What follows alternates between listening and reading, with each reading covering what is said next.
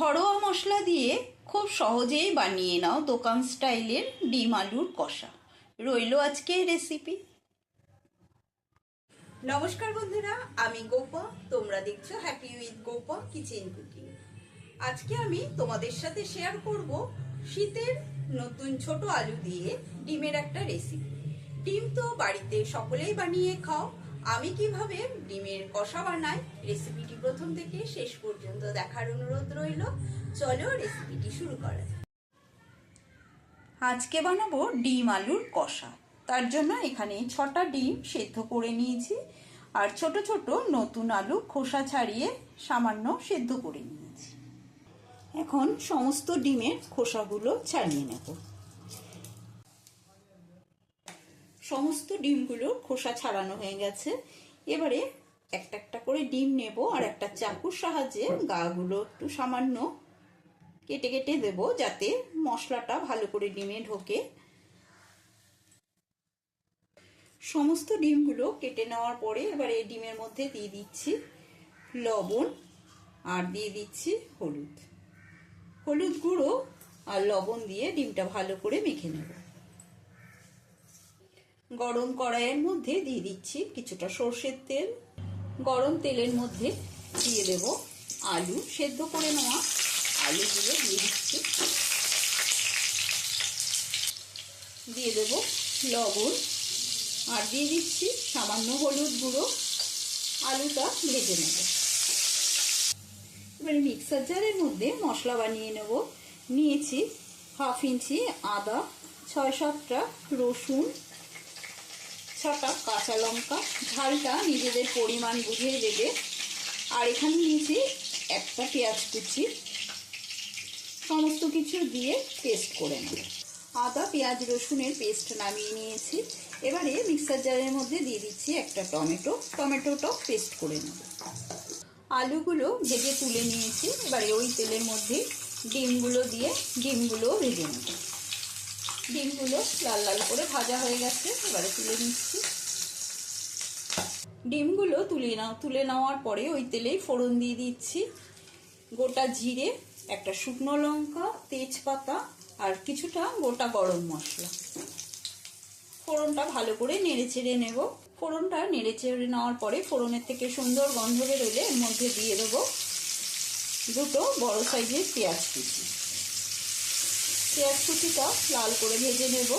পেঁয়াজটা তাড়াতাড়ি নরম হয়ে যাওয়ার জন্য দিয়ে দিলাম এর মধ্যে লবণ। পেঁয়াজটা লাল লাল করে ভেজে নেওয়ার পরে এবারে এর মধ্যে আমি দিয়ে দেব বেটে নেওয়া আদা রসুন পেঁয়াজ কাঁচা লঙ্কার পেস্ট। এখানে মোট আমি 3টে পেঁয়াজ দিলাম। একটা পেঁয়াজ পেস্ট করে দিয়েছি, আর 2টো পেঁয়াজ ভাজাতে দিয়েছি।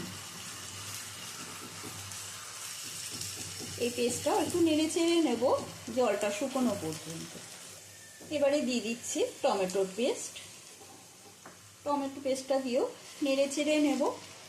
টমেটোর যে জলটা রয়েছে সেই জলটা শুকিয়ে যাওয়া পর্যন্ত একটু নেড়ে চেড়ে নেব। এবারে এক এক করে এর মধ্যে গুঁড়ো মশলা দেব। দিয়ে দিচ্ছি 1 চামচ জিরে গুঁড়ো, দিয়ে দেব 1/2 চামচ ধনে গুঁড়ো, দেব 1/2 চামচ কাশ্মীরি লঙ্কার গুঁড়ো, দিয়ে দেব 1/2 চামচ হলুদ গুঁড়ো, আর দেব স্বাদ অনুসারে লবণ। সমস্ত উপকরণ দেওয়ার পরে এর উপরে দিয়ে দিচ্ছি একটু জল, যাতে মশলাটা পুড়ে না যায়। এবারে সমস্ত কিছু একসাথে মিশিয়ে মশলাটা ভালো করে কষিয়ে নেব। মশলা যত কষাবে রান্নার স্বাদ কিন্তু ততই বাড়বে। সেই জন্য গ্যাসের স্টিমটা লো টু মিডিয়ামে রেখেই মশলাটা ভালো করে কষিয়ে নিতে হবে। মশলাটা প্রায় কষানো হয়ে গেছে। এবারে এর মধ্যে দিয়ে দিচ্ছি মিক্সার ধোয়া জল। মিক্সার ধোয়া জলটা দিয়েও ভালো করে একটু মিশিয়ে নিয়ে দিয়ে দেবো এর মধ্যে ভেজে রাখা আলু, দিয়ে দেবো ভেজে নেওয়া ডিমটা। ডিম আলু দিয়ে ভালো করে মিশিয়ে নিয়ে কষিয়ে নেব।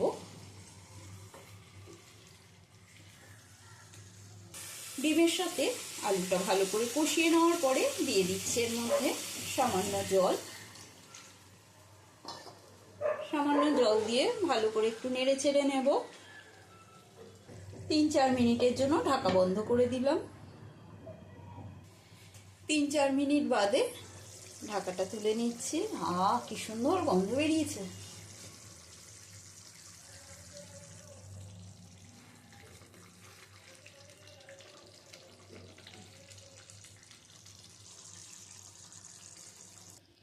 আজকের মতো দোকান স্টাইল ডিম আলুর কষা কমপ্লিট। আশা করি রেসিপিটি তোমাদের সকলেরই ভালো লেগেছে।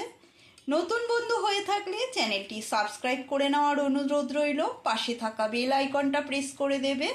আজকের মতন এই পর্যন্ত। আবারও নতুন কোনো রেসিপি নিয়ে হাজির হব। সুস্থ থাকবে, ভালো থাকবে। ধন্যবাদ।